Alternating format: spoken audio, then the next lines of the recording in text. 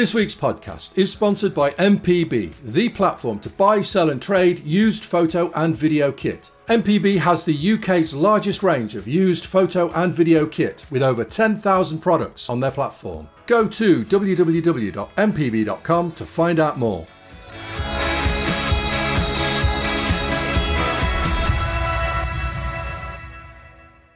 Hello and welcome to the AV Forums Movies podcast for Monday, the 24th of October, 2022. Happy Diwali, people.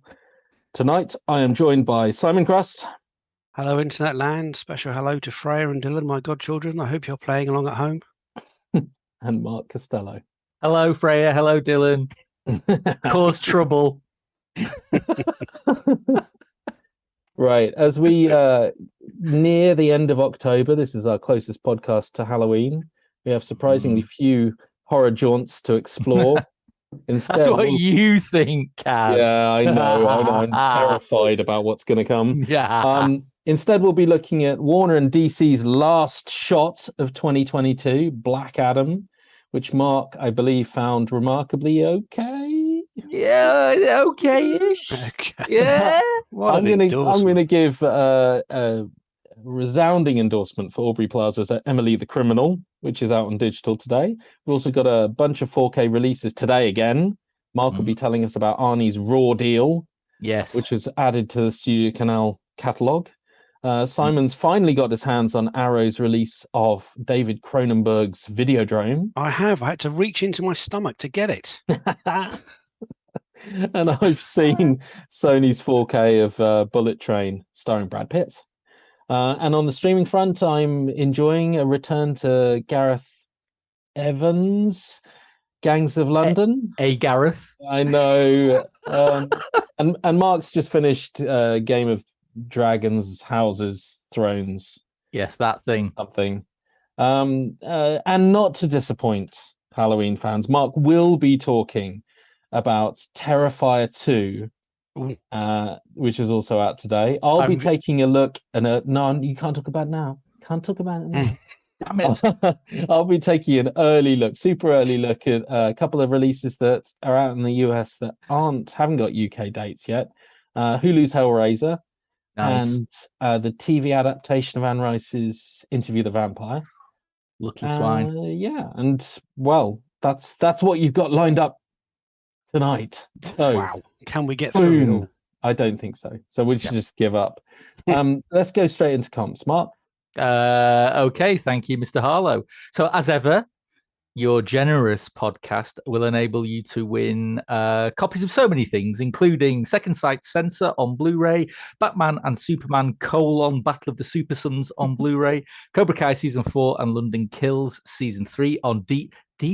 Is that still a thing? Still a thing. I yeah. don't know. Going. Second Sight is retro, man. Second Sight's The Vitch on 4K, The Spine of Nights, The Intruder, and The Scary of 61st, all on Blu-ray. The Secret She Keeps Series 2 on DVD, and Second Sight's A Banquet on limited edition Blu-ray, and a lot more DVD and Blu-ray competitions besides. So head over to avforums.com/competitions to enter. All competitions are open to eligible AV Forums members residents in the UK. Back to you, Mr. Harlow. Boom. We got previous competition winners. Floyd Nice. AVF won They Live in the Grey on DVD. Palep 01 won Identification of a Woman on limited edition Blu-ray. Saucy. Dow won Bull on limited edition Blu-ray. Great. Supporter Stevos won They Who Dare on Blu-ray. Nice. Jaded Brit won the last podcast competition, which was for Let the Right One In on Blu-ray. Mhm. And Star Supporter Mikey Cubed won Batman The Long Halloween Deluxe Edition on Blu-ray. Now, Excellent. I have to distinguish here. We have a supporter and a star supporter. And this is important because the whole tiering for the competitions has shifted. So you have star supporters who win the super deluxe prizes, and you have supporters who win the majority of the rest of the prizes, and you have everybody who's not supporter and star supporter who wins DVDs. But also, if you're a star supporter, you get early access content, which means you can do really nifty things like read my review of Robin Hood, Prince of Thieves, which isn't out until the end of November. Or And I before do it's want to use even as well. finished. Or before it's even finished. Yes, I did accidentally publish early. Yes, but Can yes. Star supporters critique and suggest edits and stuff like that, Kaz? It would be really useful. Yes. Oh, nice. Would you like to become a Star supporter? I would, but only if I can score everything a 9. Oh, come on. You know we never do that. Oh. Movie news. Movies. So Warner had just about enough cash in the bank to do 2 movies, promote and release 2 movies before the end of 22. And they picked the very safe, not at all controversial Don't Worry Darling, which had no problems behind the scenes. There were no issues with the director and the cast, and none of that happened. And they picked a superhero movie. They had one in the can, which was The Flash. Batgirl. They had 2 in the can. They had one in the can which was fully finished, and one which didn't have any effects but still looked pretty good. They ditched one of them in the bin completely. We don't talk about it anymore in case there's a lawsuit, because we want our tax incentives. And the other one was Flash, based on Flashpoint, redoing the whole DC universe, ready to go, but its star, Flash, is in trouble. Is being threatened with jail time. So they decided not to release either of those and instead release the super popular, very well known Black Adam, who is not related to either Blue Beetle or Blue Peter. But is Black Adam, is it the saving grace of the universe? I mean, I know that the end credits is probably the saving grace of DC, but no spoiler there because I'm not talking about who was in there. But anyway, is it? Well, look, I think it's safe to say when the trailers came out for Black Adam, we were all just shaking our heads and going, "Oh no, that looks terrible," and the trailers did look terrible. So suffice to say, going in there with very low expectations, I came out pleasantly surprised. Good. It was I mean, there's no beating about the bush. There's an awful lot wrong with it. Too many characters crammed in. It tries to introduce an entire Justice Society in the middle of another film without so much as a "Who are you? What can you do? Who are you again? What can you do again?" And it's got its terrible problem in its third act with its villain that is so half-baked. He's not even introduced until the final 15 minutes. However, it's fun. It almost pains me to say it. There's an awful lot of smashy, crashy, CG sploffing everywhere. But it's got a sense of gleeful abandon to it. There's a streak of real envelope-pushing 12A violence in it. I mean, there's a few things. I took my 12-year-old, hi Ava, and even she was wincing. She watches anything. But there's some kills in it which are proper. They're not out of place in the latest Blumhouse type. 15. Well, it was R-rated originally, wasn't it? And God knows what they took out of it. But blimey, Charlie, it's grim. But it gives it a sort of sense of naughtiness. You feel like, oh, I shouldn't be laughing at that guy who's got ripped in half, because this is a cuddly, shiny rock movie. And it helps. It cast very, very well. Aldous Hodges is the standout. Him and Pierce Brosnan have a really good sort of old school. It's a bit like Logan and Professor X kind of relationship. It's earned, it's lived in, and both are really good. And surprisingly, The Rock has quite a nice little antagonistic bromance with Aldous Hodge all the way through, which adds a nice little frisson, shall we say? And of course, Mr. Johnson himself. Well, yeah. I'm sure. I mean, I have no skin in the game when it comes to the character from the comics. I don't know him from, ironically, Adam.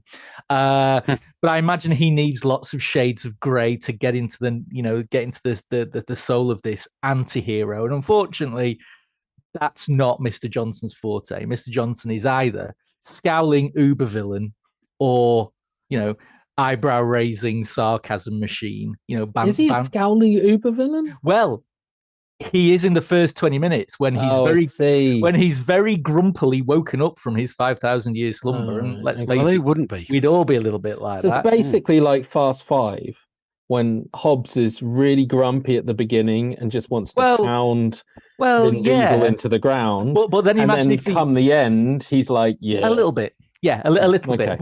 But imagine if in the opening he actually got Diesel, pounded him into the ground, ripped his arms and legs off, ripped him in two, and then basically, you know, I think that was the reason that was in the plot, but that they fell out. So Vin Diesel wasn't going along with it. Such a candy ass. To sum it all up, look, it is, whichever way you look at it, it is a dazzlingly generic superhero origin movie. It's got far too many characters in. Its plot is so thinly drawn. Its villain is virtually non-existent, but it shows the benefit of having a really good cast and a film that can wink at itself and nod at itself and do so with a little bit of naughty nudge nudge wink wink. Not in that sense of the word. So it's a fun night out. I don't begrudge spending 2 hours of my time watching it one bit. Okay. And what I will say is the mid-credit stinger. I have not seen a cinema go that bug nuts insane since probably Avengers Endgame. If I'm honest. The cinema erupted into crowds and whoops and cheers and things. I mean, it is a game changer. And it's so funny that they shot it without a face on the body.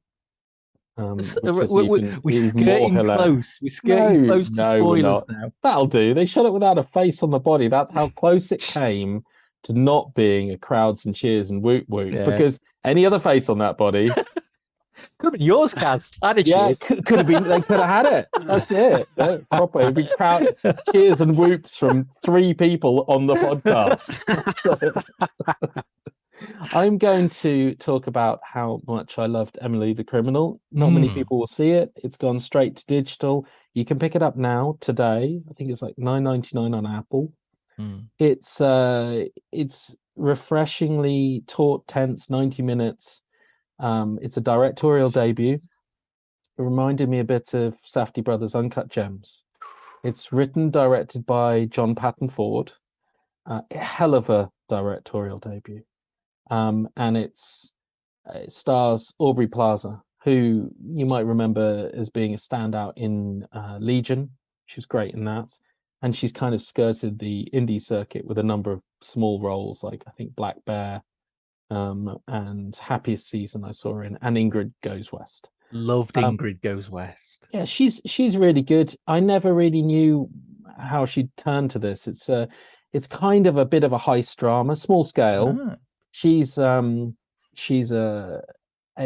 convicted. She's got a conviction on her name. A former art student who just wants a job to pay off her £100,000 of student debt, and no one will give her a job because she's got this conviction on her record. So she just works in a kitchen, doesn't make any money, doesn't know where she's going to go with it, and is offered the opportunity to do something illegal. And it's interesting because it's very plausible. It's a very safe kind of white collar crime, or it seems like it. Seems like not a great deal of people are going to get hurt. It's largely sort of credit card fraud based.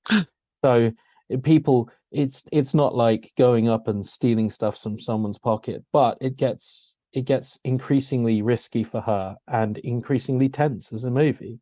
And she plays it very well. Like you could imagine someone $100,000 in debt who's just no one will give a chance to. Jumping for something like this, and she doesn't even jump, she's like slowly drawn into it, but she plays it extremely well, and it's a big shout out for one of those rare roles for women in cinema these days where they don't shout, and they're not in a position where they have to shout and scream about, look, I'm a big action hero, I'm a big I can kick down some 7-foot guy like all the guys do.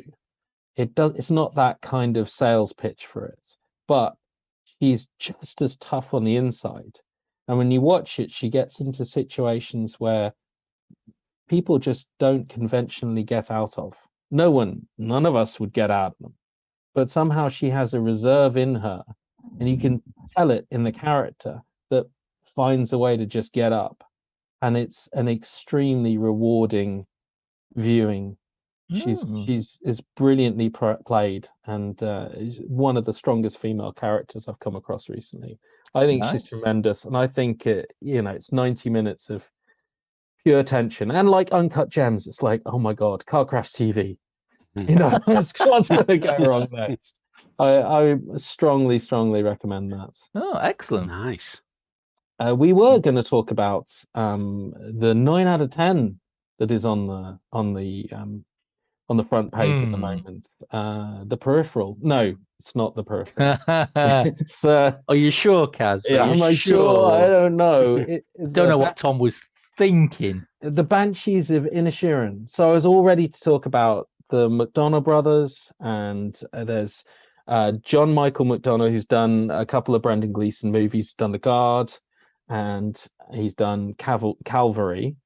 And his brother, who's Martin McDonough, who's done In Bruges and 3 Billboards, and he did In Bruges also with Brendan Gleeson. And now he's done a film called The Banshees of Inisherin, which was originally the concluding part of a trilogy of plays that he planned. He only did the first 2 as plays, The Cripple of Inishman and The Lieutenant of Inishmore.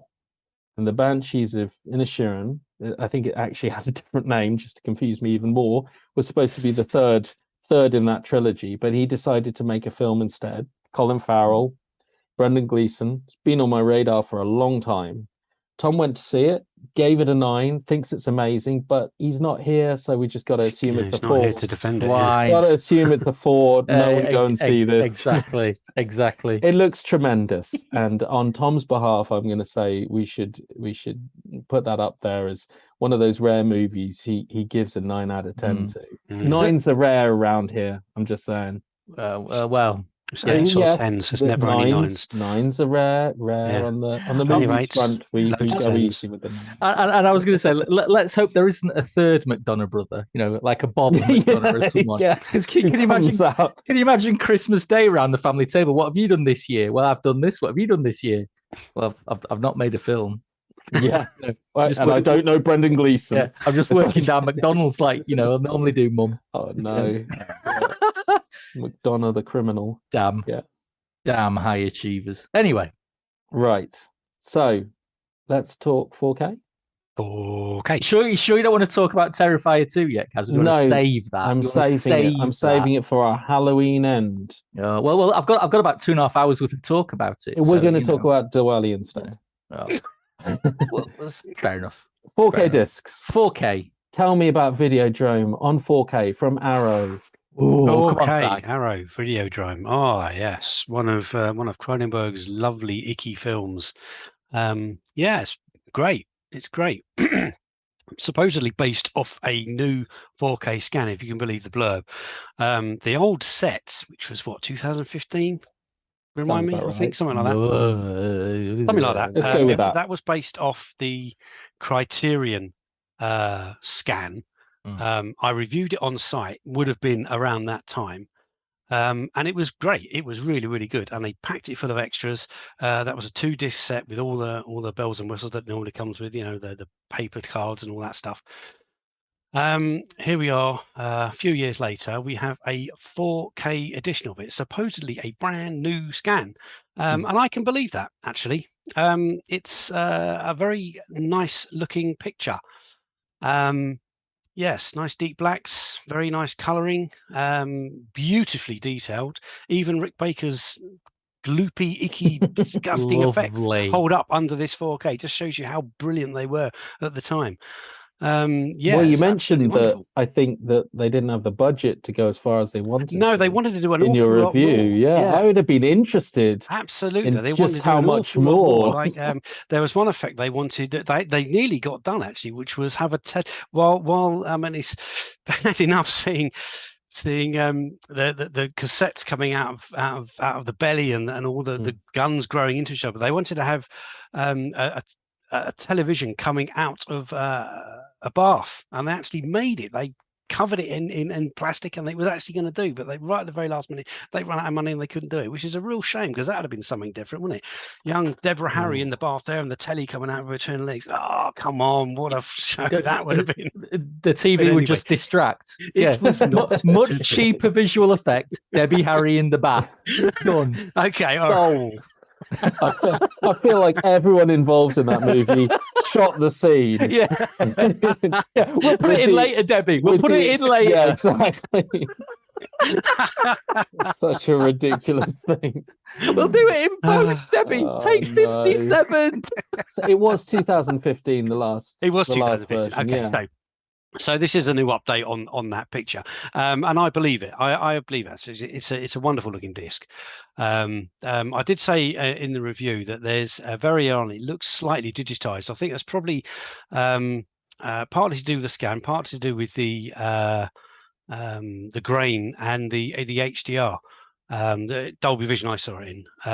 On some of the flesh tones, there's a very, very kind of I can only explain it, sort of a digitized look to it. It's not like a natural looking film grain to it, but it only happens a couple of times, and I'm really nitpicking there. I mean, I'm properly nitpicking, because the rest of it is magnificent. It's a slightly darker picture than you're used to, but it shows so much more. It's really good. The sound has been slightly updated. It was LPCM on the other one. This is a DTS HDMA, but I mean, I'm listening to it. I don't think you could tell the difference. I couldn't tell the difference. They sound exactly the same to me, and it's great. I was very impressed with the bass, actually. Very good, having not seen it for such a long time. And we come to the extras. So it has all the extras that were in the previous set on the UHD on the disc 4K disc in Dolby Vision. Nice. Oh wow! Great. Which is great. The only thing that they haven't included, which was in the 2015 set, was a second Blu-ray with all of Cronenberg's early films. Now that isn't in this set. You get postcards instead. So much better. So much. Yeah, better. I'm really not sure about that. Yeah, so that's why it loses out slightly on that regard. But in every other regard, I mean, if you've never seen the film and you don't have the 2015, then this is clearly the version to buy.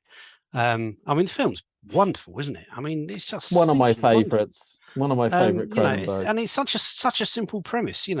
How many of us haven't been flicking through the channels and found something and go, oh, that's a bit strange. Let me watch that. And all of a sudden we're out, killing people and pulling cassettes out of it. But I mean, who hasn't done that? I mean, it's typical Saturday night round my estate, right?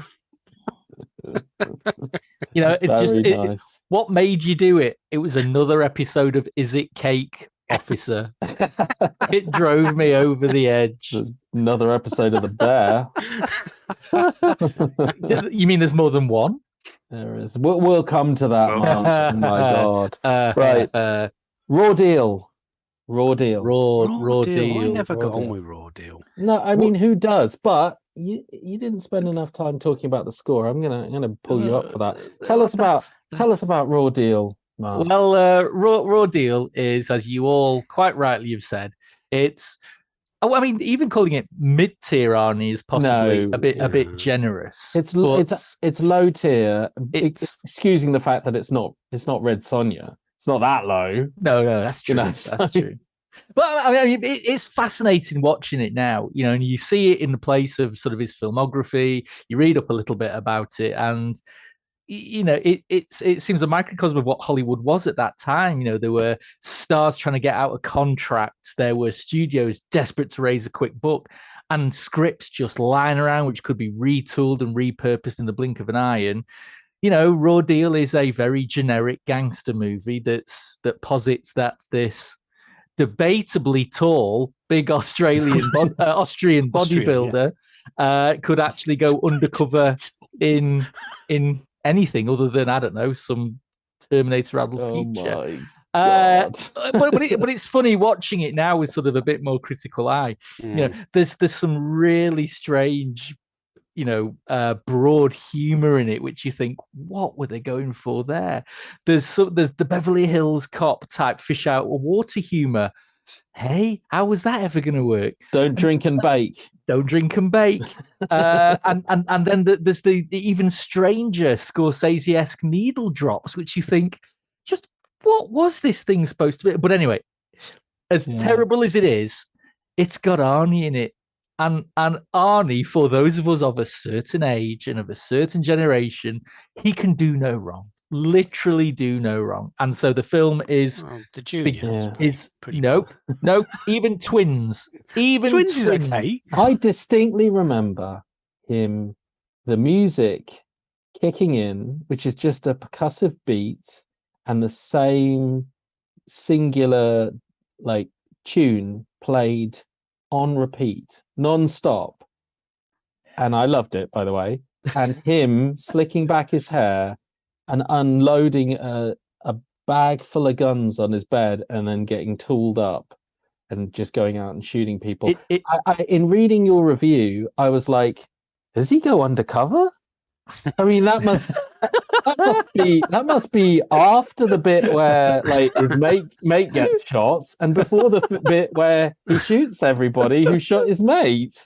He's undercover, really? And I'm thinking I must have missed that bit. Maybe I just skipped to the bit where he gets a lot of guns and he shoots a lot of people, which is all I remember it for. So, and ironically, the tooling up scene is probably longer in this than it ever was than any of the ones in Commando, which is bizarre. So, it's a ridiculous scene. Yeah, so the film is what it is. The 4K disc from Studio Canal. Now, what's interesting about it, and I did some comparisons back to the old Optimum disc. It's a very brightly lit and flat film. You know, John Irving packs a lot of stuff around the edges, but it's not got a huge amount of depth to it. It's in broad sunshine most of the time. There's not a lot of the kind of shots that you think would lend itself to some nice 4K wow. But it's deceptive because, for starters, there's very, very few optical effects in it. So you've got a huge amount of a consistent image from start to finish. Those VFX shots that come in and soften the image and sharpen it again and soften the image. There's none of that. But what you do get is a hugely better resolved grain field from start to finish. And it's only when you look at what grain used to look like 10 years ago on those old 1080p discs and you can see what it can do now, is then you can start to understand how more grain equals more detail. Yep. And it's there. Couple that with, like Simon says, what a lot of these new HDR transfers of older films are doing is darkening the image up. Now, it's not just a blanket darkness. It's like enhancing the shadows that were always there that you couldn't quite see. So suddenly the image has a bit more depth. Faces on old 1080p discs that were flat slabs of color now have shadow and texture and have a sense of dimensionality to them. And I thought it was a fantastic image. Not an immediately impressive picture because of those things we've talked about. But going back to the old Optimum disc, which for 12 years ago was still quite a solid disc, it just blows it out the water. Now, on the audio side, Studio Canal have started to go the extra mile here, and this is starting to pay off. So on the previous disc, it was a bog standard DTS HDMA 5.1. That's on here as well, but the default audio track is a brand new English LPCM stereo track. And it blows the 5.1 track out the water in every sense of the word. Honestly, you flick between them on a music track, and the stereo track is mixed slightly louder, but it's got so much more presence, so much more. I mean, I don't know how to spell it. My spell checker wouldn't let me put it in the review. I feel like Simon found that on a disc recently that the 2.0 was better than the 5.1. I can't remember which one it was now, but yes. I mean, it sort of, I was always, the minute I got a DVD, if I had a 5.1 track, well, I want all my speakers and my subwoofer kicking in, so I'm going for that one. And I think now we're starting to come out of it, and it would have been really easy for Studio Canal to just keep with the same old audio track. But the fact that they've dug this up is actually going to be a major selling point for a lot of fans, getting somewhere. And I don't know if it's the original theatrical stereo track. There's no information being made available from Studio Canal about it, but it sounds infinitely better, which goes some way to make up for the fact that they've stuck the same old crap 2 featurettes from the Optimum disc on there. and said, there you go, there's your extras roster. So that's a bit disappointing. But overall, it's Arnie. It's got a lovely spruced up picture. It's got a fantastic new stereo track, and at least it's got some extras on there. And Studio Canal aren't charging 50 quid in a big box for it. So therefore, it's I don't normally score a release higher overall than my score for the film itself, but this time I made an exception. So no art cards though, no sale. No art cards. No reversible No sleeve. art cards. I'm happy with that. Well, So, I think it sounds great. I mean, I think they're doing a great job with old Arnie and old 80s action. I'm up for the next one. As long as they don't yes. another Red Sonja, we're okay. I checked out a very new old action film, Bullet Train, which is yeah, I mean, it is an utter throwback. I read your review, Mark. I mean, I do read them occasionally, but I mean, it just nailed mock, it. Just to pick out the spelling errors. It nailed it in so many ways that I actually found it really hard writing a review, which wasn't a copy of it. But you talked about all of the films from the 80s and 90s that that clearly the director David Leitch, I'm never going to be able to pronounce his name properly. You didn't read it that well. I didn't mention any films from the 80s or 90s. You talked about Wanted. Yep, all from the 2000s. Okay, sure. 90s, 2000s. You're right. The date's wrong. You talked about Wanted, Smoking Aces, Kill Bill. Yes. I mean, the director, who's the guy who did John Wick, and then he went and did Atomic Blonde. I have to say, I was expecting, when I heard Brad Pitt was doing a movie with the guy who did John Wick and Atomic Blonde, I thought Brad Pitt was gonna kick some ass in a slightly older man kind of way. And but it's not. It's like the Deadpool 2 vibe that he's got, and he's gone for, Joe Carnahan. He's gone for Guy Ritchie, Tarantino. Very much so. It's a huge mishmash of a film. It's very Smoking Aces on a Train, and it feels comedic with bursts of action. And I did quite enjoy it. It's overlong. It takes too long to get into, and it doesn't build the characters fast enough.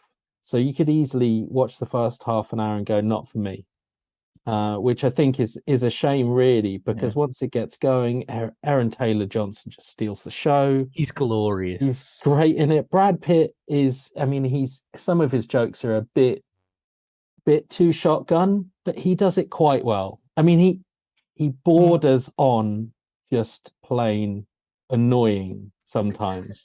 There was one bit that got to me because it's got Hiroyuki Sanada in it, and he just goes, he's just like, I don't want to talk to you, I don't want to speak to you, and you're supposed to, as an audience, laugh. You mostly want him to get his head cut off. You're just thinking, you know who this guy is. As a viewer, you're like, do you know who this guy is? And Brad Pitt's doing the I don't care, I'm not interested, not having any of it thing, and he's trying to be all cool. But for the most part, he nails it, and the action is fun, and they build to a crazy, Smoking Aces style. Everybody gets shot 30 times, and then, oh, look, one of them's wearing a vest kind of scenario. Full of blood, full of limbs getting lopped off, full of surprise cameos, full of bad CG, but generally a lot of fun. A lot more fun than I think I expected it to be. So I'm going to give it a thumbs up, because we do that now. Nice. Say on the disc it's Sony, and I don't really need to say more. It's a new film, so it's all right then. Released by Sony. I mean, it'll do. Mine's around. I mean, nice and clean and tidy. It's so hard for them to not just do demo. I think they have to go out of their way to not just do demo. It's native 4K, Dolby Vision. It probably doesn't need any of it to still be demo material from Sony. It looks great, shiny, brand spanking new, budget's up on the screen, well, including the bad CG. It's got a very nice level of detail going on. It does have an edge that takes it away from being an absolute 10 out of 10, or that's me being prejudiced because I'm saving that score for Maverick. And it's got a fantastic color scheme, like crazy. There's scenes set in blood red hues or neon purples, pinks. I mean, it's gorgeous. It is very. There's a lot of vibrance to that color scheme, and the Dolby Vision goes to town on it, and it's got a tremendous Atmos track.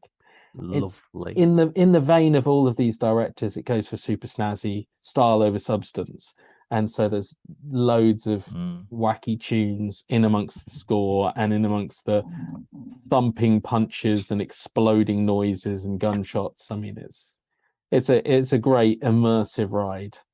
So, do you reckon that one sounds better in a stereo track? I mean, probably not. Maybe in a few years they'll release it with a new remastered with added hiss and crackle, added distortion on the vocals. The extras, there's a commentary and there's a bunch of featurettes. It's pretty standard, par for the course, but it's nice that they have a director's commentary in there. And if you like, Smoking Aces, and you like John Wick and Deadpool 2, I do. Then you're going to enjoy checking this out, even if you don't have to have it in your collection. I would definitely recommend giving it a shot. Excellent, thank you, Kaz. So that's our 4K. What's coming up? What's coming up on 4K? 4K. I mean, I've got a list here. I've got Eastwood's Thunderbolt and Lightfoot. I got 69 Italian Job. I actually quite like the remake. I'm going to say that now. I'm with you. I'm with you there, Kaz. It's fun. No. I've got UK releases for 48 hours and another 48 hours, which I'm really glad about because the cost of import is crazy at the moment, and I have a lot of time for. And I've seen Walter Hill's latest film, so I need to see 48 hours to make me feel as a reminder of when he used to be good. Yeah, 48 hours is good. Yeah, Dead for $1 with it's got the Bond Blofeld, Christoph Waltz in it, and no, he's not got sandals. And it's just dead for $1. It is. It was made for $1. Anyway. Poor Walter Hill. What was he doing? Criterion's Baron Munchausen is getting a 4K in the US. We still don't have any Criterion in the UK on 4K. There's a 50th anniversary set of My Best Friend's Wedding. No, sorry, The Exorcist. Hey, yes, yes. No, well, it's it's a steady drip feed, isn't it, of catalogue titles. Thunderbolt and Lightfoot's going to be an obvious crowd pleaser, and it looks like that's from Kino Lorber, isn't it? Yeah, I think so. Yes, and most of them are. They've got a brilliant lineup coming up, haven't they? I mean, Kino Lorber seem to have those odd aberrations of some of those earlier releases, Silence of the Lambs, and I can't remember there were a couple more that had some gammy problems. Seem to be well and truly behind them. I've just seen a review of The Usual Suspects, which I was really nervous about because that always had a really horrible 1080p release. It was one of those really early 20th Century Fox titles that were, BD 25, lucky if it got above 5 megabits, all that kind of stuff. But this review is absolutely glowing about the new 4K from Kino Lorber. So fingers crossed that we've now got a bit more consistency from them. Because you're right. Their titles coming through are amazing. They're good. I don't know though. I don't know about the import costs. The exchange rate problem has put me in a position where the difference between importing like a 30 quid US disc for a film you like to like 50 quid, you could be, there's depending where you're looking at. True, but this is where, and interestingly enough, I don't know if I can give a shout out. Film Treasures, a new website I found that specializes in importing all manner of US discs, 4K, 1080p, everything from Severin, Kino, Vinegar Syndrome, Blue Underground, you name it. I imported Shout Factory's body bags. Of course you did. From them last week for 18 quid. Yeah, so okay. that's a Shout Factory disc, all in, including postage, for 18 quid. Oh, that's brilliant. Wow, So that's pretty good. Some of the new 4Ks aren't cheap, As cheap, but they are cheaper than going the usual route of Amazon import, etc., etc. So I'll give a shout out to Film Treasures. Film Treasures, I can't remember if it's filmtreasures.com or filmtreasures.co.uk, but give them a look. They've got a massive range of import titles and at good value. That might be a way that forward. might be the way for the future for me. Might be. Yes, might be. we got Coming Home in a Body Bag too on 4K. Nice. Good romance gag there. Yeah, streaming. What were we doing on streaming? We got Gangs of London. We have a question from the we got a question. from the forums, specifically to you, Kaz. Oh no! On Netflix, Is it my hair? Have you seen Maya and the Three on Netflix? No, No. I'm just going to go with no on that. I've never heard of But I'll look it up and I'll report back on the next podcast. And then he'll probably make all of us watch it. it. Oh, it could be, yeah. Ah. The Three. Okay, I will put that in. Right, is that our homework for next poddy? No, I'm not saying that. I need to do a bit more research before sending us all to watch. No, just let us plow in. We know who to blame if it's guff. Why are you pointing at me? I'm pointing at internet world. Oh yeah, pointing at there. That's yes, right. Of course, it doesn't look like you're pointing at me. No, I'm not pointing at you, Cass. Gangs of London. Now, I really enjoy Gareth Evans' stuff. Okay, it is ridiculously over-violent. Yeah. I don't think he's ever been better than the first Raid. I do have a lot of time for Raid 2. I like the Raid 2. Yeah, I do have a lot of time for it. A lot of people thought it went too far, and I can kind of see that because it is over epic in some ways. But the Raid was perfection for me. They just nailed it. Since then, I just wanted him to make another Raid film, and he hasn't. And he's done I think he did The Apostle, which was okay, but all right. It doesn't feel like he really captured that Raid spirit again. Did Gangs of London, and the first couple of episodes of that, I was like, what? And he's got people smacking people into tables and stabbing people with darts, and it's like he's brought all his Raid goodness to London for a TV show where I could watch hours and hours of it. I really enjoyed it, and I have to say it got to its absolute pinnacle about mid-season. I think episode 5, which was one of his directed episodes, which was a siege on a farmhouse. Oddly didn't have the lead character in it, but it was fabulous. It was really good viewing. And then it just tailed off towards the end and became increasingly silly. Yeah. I still really enjoy the show as a whole. It lost me towards the end. Exactly what you said there. When it started going into the over and above the gangs, it was like, oh, really? There's another layer. Stop it. It's just got ridiculous. If they'd have kept it small scale into gangs, I think it would have been better. Once it started going down that route of the super high ups and who are the super high ups, and it's all being driven by them up there. The investors, wasn't it something like that? The investors. The investors are back. Yeah. So are they? Joy. This is season 2, but I will say that we're only 2 episodes into season 2, and it does do that thing that this first season got so right. There was a scene with one of the gangsters who was facing off against a bunch of people with machetes.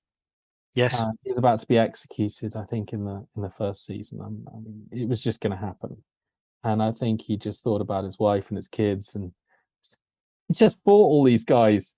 Yeah, with the machetes. It was some of the tensest viewing I've ever seen, and season 2 does well to nail some very, very tense moments early on, which have a similar kind of scale to them and a similar consequence to them.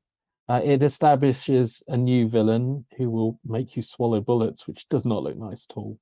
Like big ass 5.56 caliber rifle bullets, not just a Okay. tiny little handgun bullet. It does not look nice. Anyway, it gets off to a good start. And yes, the investors are back to talk about how they're running London.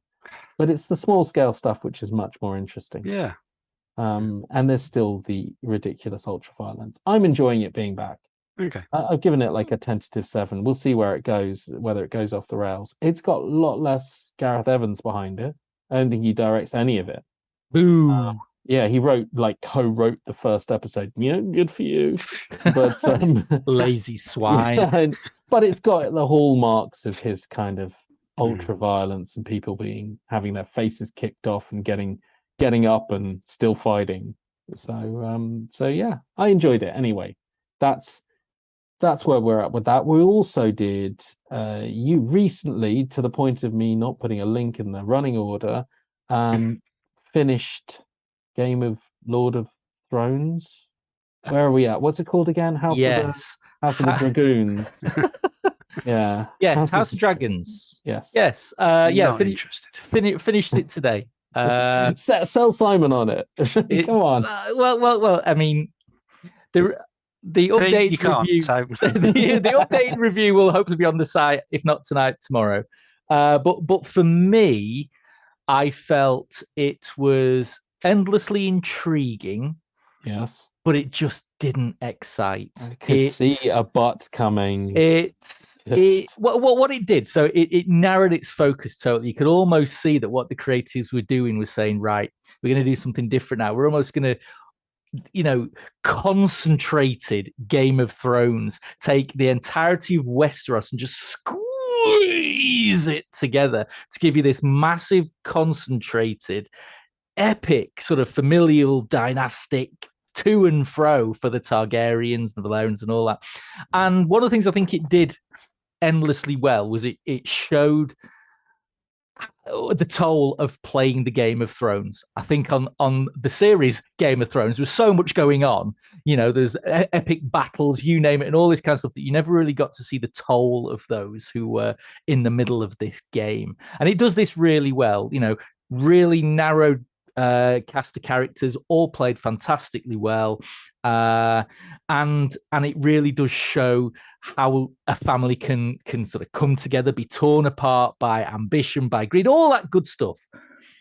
But it just had none of the epic water cooler type spectacle of any kind that its predecessor show had. It's only in the last couple of episodes we actually left King's Landing. It felt wholly confined, almost solely within the walls of the Red Keep. And while that depth and texture and character was good on one level, it felt hemmed in. It just didn't feel like that Game of Thrones that we all fell in love with. Now, it's not to say it was bad. It was an obvious creative choice that's what they want to do. But for me, this entire season, like you said, it intrigued rather than excited. It had very little humor in it. I mean, it missed a Tyrion Lannister. It missed a Bronn. Hell, it even missed a Hound. It missed those odd little, real funny, barbed little jibes that those characters were so great at dropping.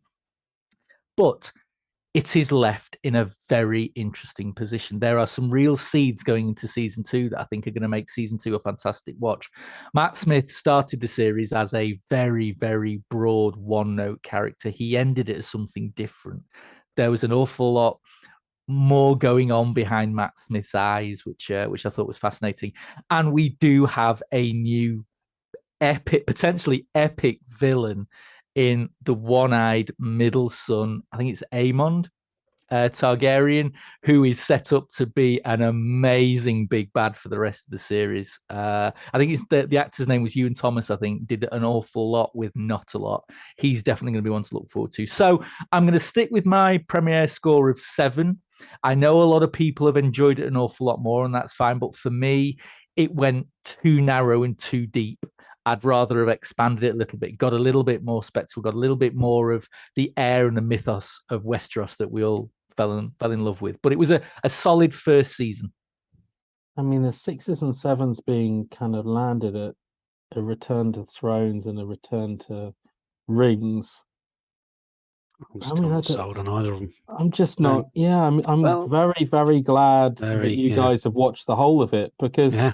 until you. the epic season 3 finale, when I'll go back and rewatch them, I really will. I just don't think I'm going to stick 10 hours in either No, of I them. just can't. but at the end of the day, they're all unnecessary. That's what it is. Yeah. Well, I don't think they're all unnecessary. I think when TV gets really good, you go and you're prepared to invest the time. But stuff like this is made to run for 7 seasons, and as you saw from the first Game of Thrones, people didn't go.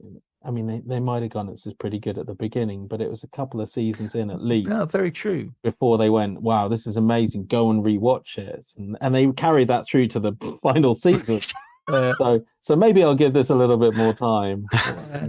But a season that I did recommend, which we'll see Mark's reaction to, that everyone, let's just be clear here. I mean, I'm going to speak on behalf of Tom because he's not here, but he gave it like an 11. He got a tattoo of a bear. In fact, that's why he's not here today. He's off getting a tattoo of a bear. Of the bear, yeah. Yeah. It's the show The Bear on Disney Star Disney. And I made everyone see it. One episode, I said, at the end of the last podcast, go in, one episode, and Simon and Tom nailed the whole series. Absolutely. Simon, Very difficult not to watch.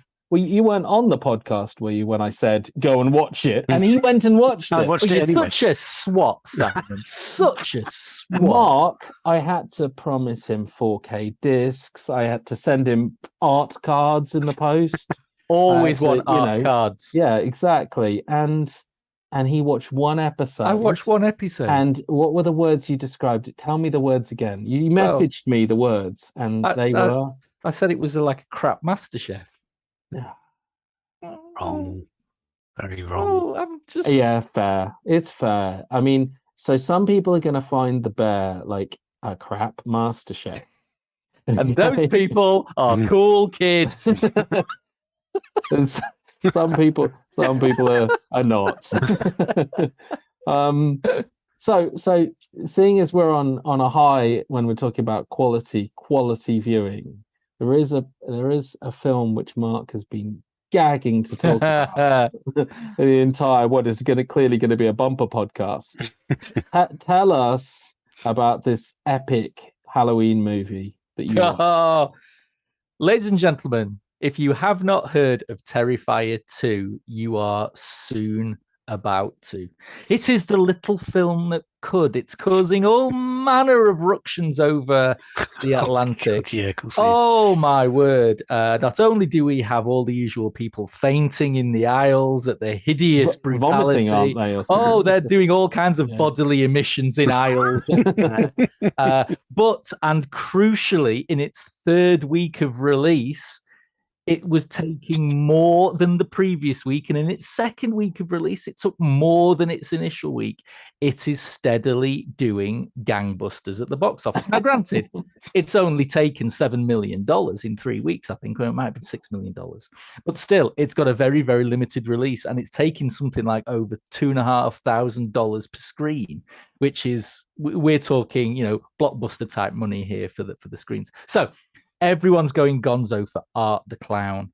Now, for those that don't know, this was started life as a short back in 2008. It turned into a very modest and cheap looking and actual cheap little gonzo Gorno slasher in 2017, I think.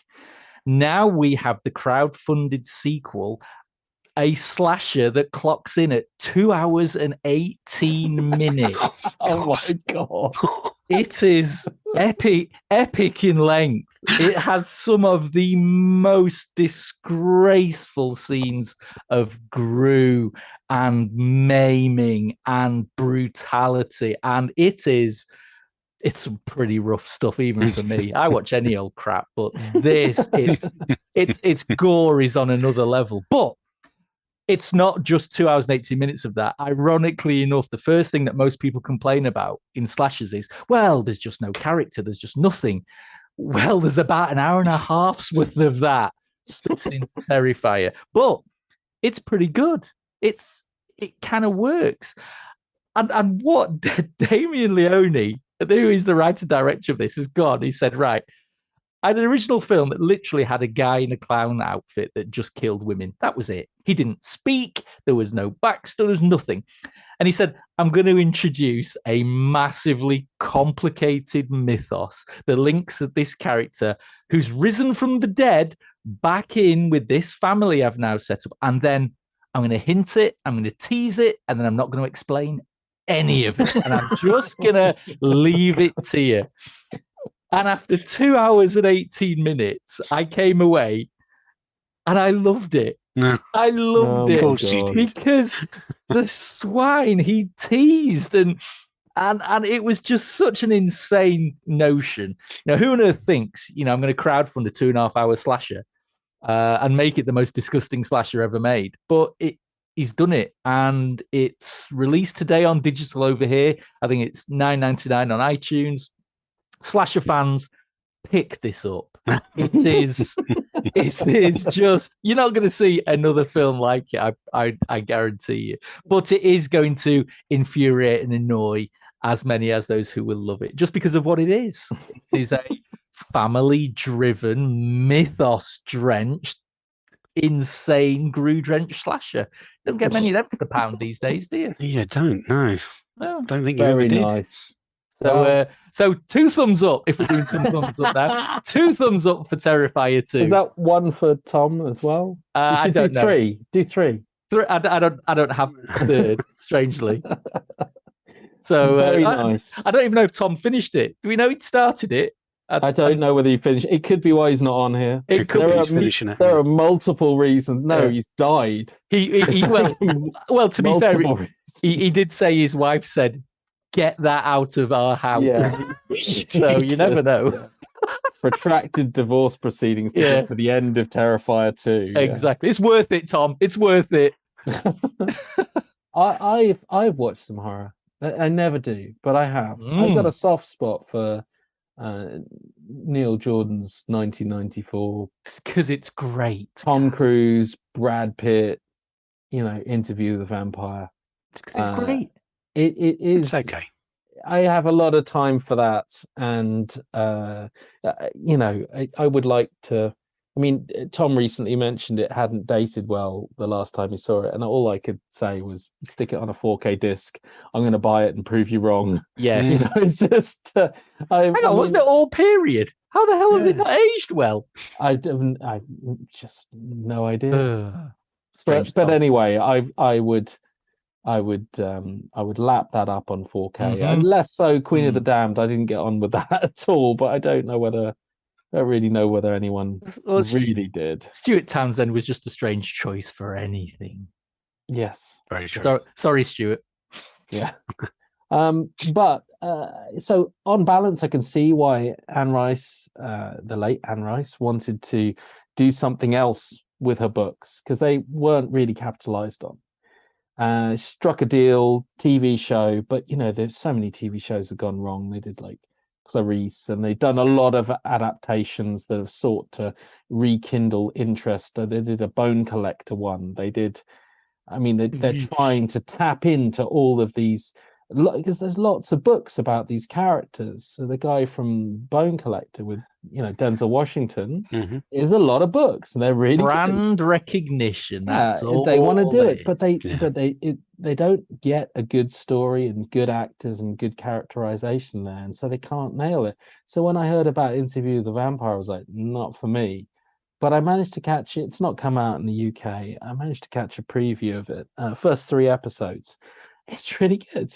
Oh, nice. It's very nicely done. It's suitably period juxtaposed with a modern retelling. They do kind of in a strange way acknowledge the first movie, which is a really weird thing to do. But you'll see when you see it. I like the characters. I like what they've done with Louis, because he's no longer interminably moaning wet. Honestly, you just wanted Tom Cruise to kill him and move along. It's not like that anymore. So the relationship between Louis and Lestat is different, and it's this time round, spoilers alert, consummated, which is a nice angle to go down, because they're clearly very passionate and borderline obsessed with one another. And I think it does really well with clearly a bigger mythos, not relying on just loads of vampiric nonsense, but I was going to say, so does it follow the plot of the first book, or does it get into a lot of the later books, like Queen of the Damned, we've just started. All that kind of stuff. I think she sold the whole thing to be made into various different adaptations. Right. But the first 3 episodes barely cover the first 30 minutes of the movie. Oh, wow. I haven't even got onto the Kristen Dunst character. That's just teased at the end of the third episode. Have they not even got to France yet, then? They've got nothing. They've got this New Orleans, and we're at the stage. That's interesting. We're at the stage where you can see how they're having to be very politically low-key for a number of different reasons, for the 2 guys in a relationship, as well as 2 vampires who drain people's blood. It's a very interesting setup, and they've got to keep everything quiet. And Lestat's obviously, very practiced at this and very good at navigating it. And he's also white, which gives him, carte blanche, quite literally, to do what he likes. And Louis struggles a bit more, and so his, temper can get him in trouble. And he also doesn't love it. It's that dabbling in that whole "I'll just drink rats," which doesn't get him very far. It's very nicely played. We're just 3 in, and it's slow burning. I got a lot of time for it. Don't know when it's going to come here. I was just going to say, do we know on what platform? What did you watch it on? I watched it on the magic of a screen link. Yes. So we don't know what platform it's likely to rear its head on. And there's been no announcements, and I don't know who would pick it up. I don't know where it would suit. Probably Sky or Paramount. I can't see Disney Star doing this. Yeah. I feel that way. Anyway, the other thing I saw, which will come to Disney Star, probably, I guess. No. You're saying no? Paramount Plus. Is it really? When? Yeah. So well, I think Paramount Plus. We're going to say what we're talking about. Hellraiser, the new Hellraiser. Hellraiser. It's not been announced, but it's coming to Australian Paramount Plus. I think the end of this week or the middle of this week. So I think odds on it's going to get global rights to Paramount Plus. Paramount Plus, right? I don't know why they're being so secretive about where it's coming or when it's coming. I really enjoyed it. I've only recently become a Hellraiser convert. I recently watched the first movie for the first time. And I think that it is a modern reboot, rehash of the same formula. They do it very nicely.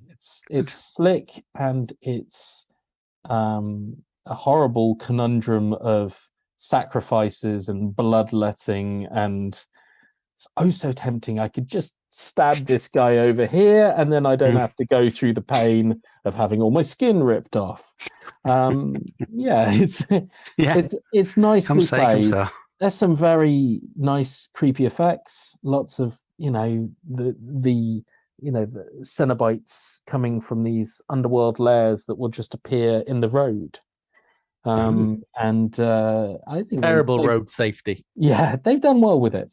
I enjoyed it, and I think it's a worthy modern follow-up, which is very rare these days. As long as it is on a par with Hellworld or Hellseeker, I am fine with that.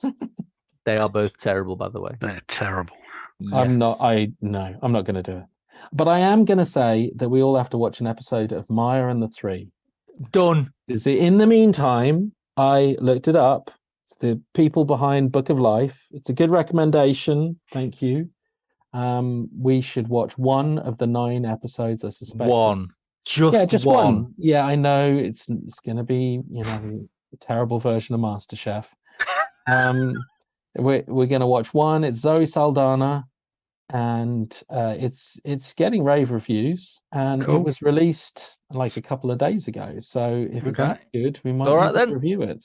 So one of those, Done. and we'll have to tell Tom about it. So one of the three of us. He's will probably ignore watched them us. all already. He probably has. That's what he's doing now. We've got to all guess what he's doing. That's exactly it. Let's have a podcast competition. So to celebrate the release of DC's Black Adam, we're giving you the chance to win a copy of DC's The Batman on Blu-ray. All you have to do, yeah, that one, not that one. All you have to do is use the following question to select the correct answer from the competition page. Who is Batman's primary antagonist in The Batman? Just so you know, 22 people have guessed the wrong answer here because they didn't know the question. Sorry about that, guys. Sorry. Shame. Yeah. Hold your horses. Yes. Hold Okay. your horses. Coming soon. Next time, we're going to take a look at Arrow. Well, Mark's going to take a look at Arrow's Wolf of Wall Street. Yep. He's also hopefully going to get his hands on Signature's first 4K release. First, I think it's first. Orphan First Kill. Their first 4K release. First Kill. And we are finally going to take a look at what looks to be the 4K release of the year, Maverick. Nice.